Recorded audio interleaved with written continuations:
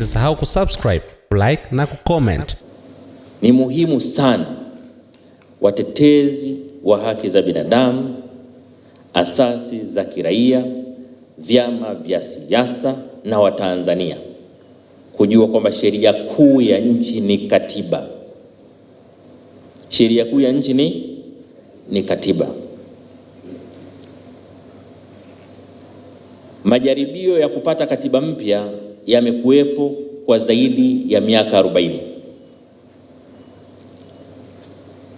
Lakini vuguvugu la kuitafuta katiba mpya limedumu likiwa kubwa tangu mwaka 92 baada ya kuanzishwa vyama vingi. Kwenye serikali ya awamu ya 4 ulianza mjadala wa katiba. Tukaweka na bunge la katiba, tulipiga hatua kidogo, alafu tukaenda tukakwama mahali. Tunaweza tukawa na mambo 40 ya kupigania, lakini katika mkakati wowote lazima uchague jambo kubwa ni lipi.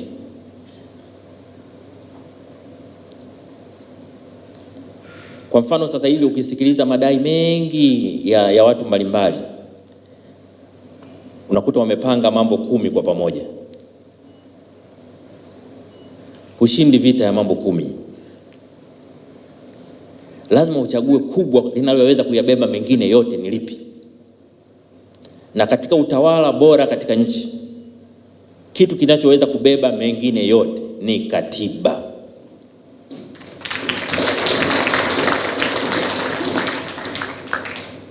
Maana hakuna sheria inayotengua katiba. Hakuna sheria inaweza katungwa ikikinzana na katiba. Lakini kilichokuwa kwenye katiba kinaweza kubatilisha sheria nyingine yoyote iliyopo. Ukishaunda leo katiba mpya, sheria zote ambazo zipo na zilizotangulia kuwepo zinazokinzana na katiba ile, siku ile ukipitisha katiba mpya zinakuwa zimekufa hizo sheria zinazokinzana na katiba. Ndio maana kama nina kitu cha kuwaambia Watanzania, ningewaambiwa hebu makamu wa rais waambie Watanzania jambo moja tu. Wakisema una jambo la kuwaambia Watanzania moja tu, unapewa nafasi ya mwisho, sema moja, nitasema pambaneni mpate katiba mpya.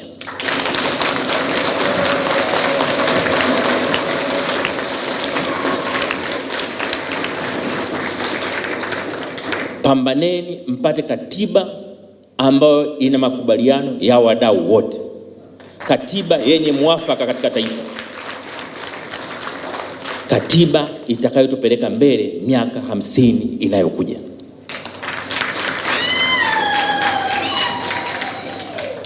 Katiba ambayo kila Mtanzania popote alipo atajisikia fahari kujitambulisha, mimi natoka Tanzania. Yenye katiba inayojali maisha ya mtu, lakini pia katiba inayoheshimu haki za raia wake.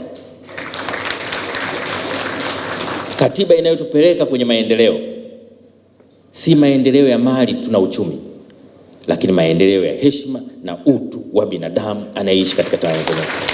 Binadamu ni kuheshimu ubinadamu huu. Ningependa kuchukua nafasi hii kukuhakikishia Mheshimiwa mgeni rasmi kwa sisi watetezi wa haki za binadamu tuko tayari kuendeleza ushirikiano wa dhati na serikali na taasisi mbalimbali za kiserikali na za kiraia kuendeleza dhamana hii ya kikatiba ya haki za binadamu, kunufanisha wananchi wetu wote katika maisha yao kila siku na katika kazi zao za kuendeleza jamii, kuendeleza jamii yetu kiuchumi na katika nyanja zote ambazo zinastahiki. Tumekuwa tukizungumza na wizara kwa muda mrefu kuwepo kwa utambuzi wa sera au sheria ambayo inawatambua na kuwalinda watetezi wa haki za binadamu. Tunafahamu kwa mujibu wa Umoja wa Mataifa,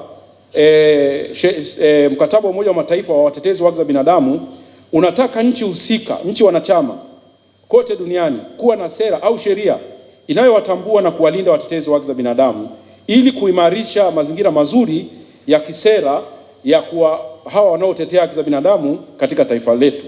Kwa sasa mazingira yetu ya utetezi ya watetezi wa haki za binadamu katika taifa letu yameendelea kuimarika, lakini changamoto zimekuwa zikitokeza, hasa swala la hofu, vitisho na baadhi ya watendaji, nasema baadhi kwa sababu wengi tunafanya nao kazi kwa vizuri, kutokuelewa vizuri kazi za watetezi wa haki za binadamu.